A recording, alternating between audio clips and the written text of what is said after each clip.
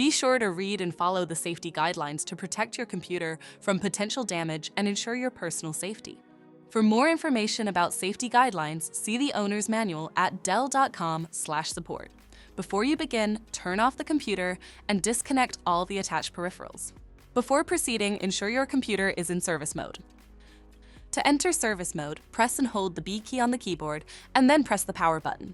Now, the computer will boot up and the owner tag information is displayed on the screen.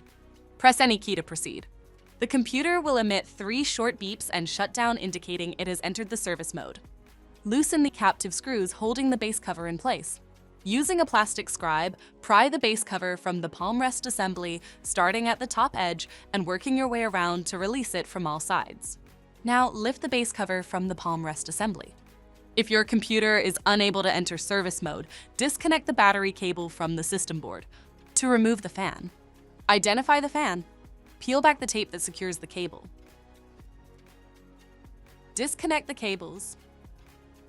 Remove the 2 screws. Lift the fan out of the system. To reinstall the fan, place it back in the system and tighten the 2 screws. Reconnect the cables and reattach the piece of tape. If the battery cable was disconnected earlier, make sure to reconnect it to the system board. Next, align the base cover with the palm rest assembly and gently place it into position. Tighten all required screws to secure the base cover in place.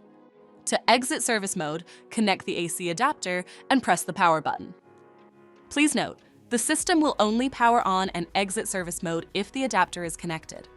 For more information about your Dell system, visit dell.com/support.